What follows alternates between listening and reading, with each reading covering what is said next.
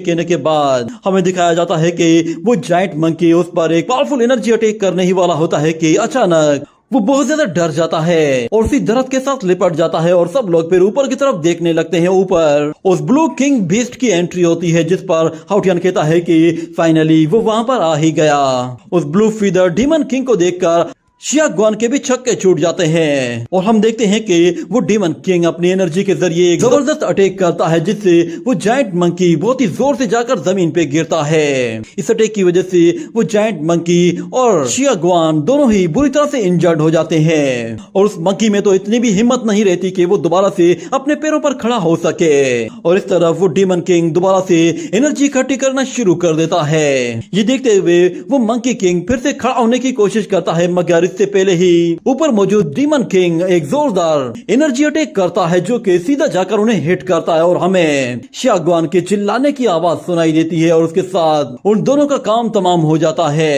जिसके साथ वो डीमन किंग वहां से चला जाता है और हाउटियन थोड़ा सा रिलैक्स फील करता है और फिर मोई को लेकर फौरन से वहां से ऊपर चला जाता है और हमें दिखाया जाता है कि जैसे ही वो उस खाई से बाहर निकल कर आता है तो वो वापस उसी खाई की तरफ मुड़कर देखता है और कहता है कि सच में ब्लू जेड किंग की तो पावर सच में बहुत ज्यादा खतरनाक है। शिया गुआन चाहे कितना भी ताकतवर क्यों ना हो मगर ब्लू जेड डीमन किंग सारे ही बीस्ट का किंग है और वो सबसे टॉप लेवल का बीस्ट भी है, इसलिए शिया गुआन का उसके आगे टिक पाना तो बहुत ही ज्यादा मुश्किल था। यकीन नहीं आता कि उस डीमन किंग ने उन दोनों को जलाकर ऐसा राख कर दिया है कि उनकी बॉडी का कोई निशान भी नहीं बचा और फिर वो मोई की तरफ देखते हुए कहता है कि तुम्हारा बहुत बहुत शुक्रिया, तुमने आखिरी दम तक मेरा साथ दिया है। जब मैं सबसे ज्यादा पावरफुल बन जाऊंगा तो मैं कभी भी तुम्हें इस तरह की तकलीफ में अकेला नहीं छोड़ूंगा और न ही मैं तुम्हें अपनी बॉडी से कभी भी अलग करूंगा। ये कहने के बाद वो दोबारा से अपनी सोल पावर को इस्तेमाल करते हुए मोई को अपना पेट बना लेता है क्योंकि लास्ट टाइम उसने शिया गुआन को बेवकूफ बनाने के लिए मोई को अपने सोल स्पेस से आजाद कर दिया था और अपना एग्रीमेंट खत्म कर दिया था मगर अब वो उसके साथ दोबारा से एक नया एग्रीमेंट कर रहा है। इतने में अचानक वो लोग फिर से ऊपर की तरफ देखते हैं, उन्हें एक और बीस्ट आते हुए दिखाई देता है। वो बीस्ट असल में हाउटियन की मदर का ही बीस्ट होता है। उसे देखकर वो कहता है कि ये तो स्टार लाइट बीस्ट है। उस बीस्ट के ऊपर खड़ी हुई लड़की को हाउटियन देखता है तो वो पहचान जाता है कि ये उसकी ही मदर है। उसे देखते ही वो कहता है कि मैं अपनी जिंदगी में सिर्फ दो ही ऐसी लड़कियों से मिला हूँ जिनसे मुझे बहुत कुछ सीखने को मिला है। एक लड़की तो ऐसी थी कि जिसने मुझे धोखा दे दिया और मुझे छोड़कर चली गई, मगर वहीं पे ही दूसरी लड़की जिसे मैं जानता हूँ, जिसके साथ मेरा एक गहरा रिश्ता है, उसने मुझे कभी भी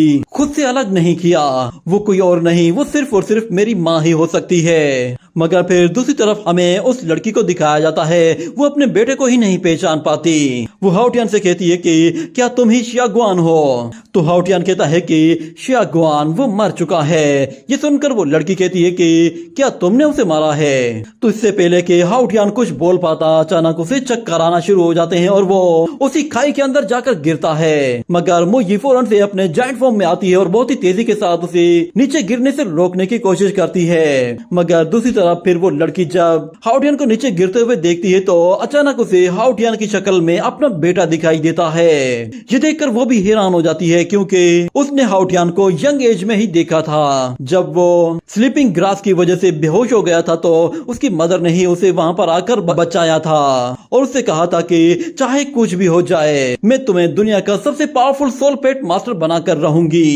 ये याद आते ही वो फौरन से हाउटियन की तरफ आगे बढ़ते हुए उसे नीचे गिरने से पहले ही बचा लेती है और मोई फौरन से उसका पीछा करती है और हमें दिखाया जाता है कि हाउटियन की मदर हाउटियन को नीचे लिटाकर उसे गौर से देख रही होती है और वो कहती है कि ये लड़का तो मुझे कुछ देखा देखा सा लग रहा है, इसकी शक्ल बिल्कुल हाउटियन के जैसी ही है, मगर बदकिस्मती से मेरा बेटा मर चुका है और ये लड़का मेरे लिए कोई अजनबी है। इतने में वो पीछे मुड़कर देखती है तो मोई बहुत ही तेजी से उसकी तरफ आ रही होती है। मोई को देखते ही वो स्टार लाइट बीस्ट अपनी एनर्जी के इस्तेमाल से फौरन से मोई को अपनी बॉडी के ऊपर लेकर आ जाता है और उसे एनर्जी के जरिए चारों तरफ से लॉक कर देता है। ये देखकर फिर वो लड़की अपने बीस्ट को शांत करने की कोशिश करती है और वो मोई से भी कहती है कि तुम घबराओ मत, मैं तुम लोगों की मदद कर रही हूँ। लगता है कि शायद तुम्हारा मास्टर मर चुका है। ये कहने के बाद वो उसे करीब से आकर देखती है तो वो कहती है कि